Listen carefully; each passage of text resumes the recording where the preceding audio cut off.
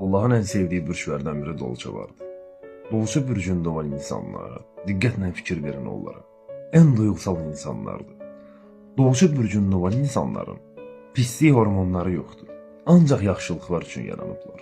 Bir dolça bürcündə olmaq doğrudan çox xoşbəxtçilik yaşamaqdır.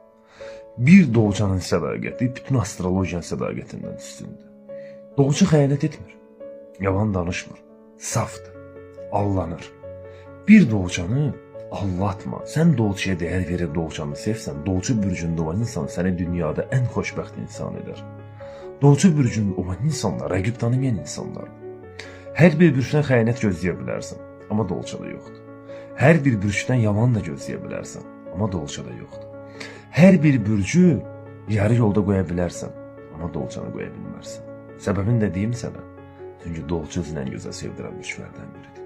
Bir insan həddindən artıq sənə xoşbəxtçiliyi verirsə, o, inan ki, dolça bürcündə olan insandır. Dolça bürcündə olan insanlar sultan bürcülər adlanır. Çünki dolçanın ürəyində olmaq bütün həssasiyyəti, gözəlliyinə yaşamaqdır. Bir dolça sən həyatıma girsə, heç vaxt səni allatmaz.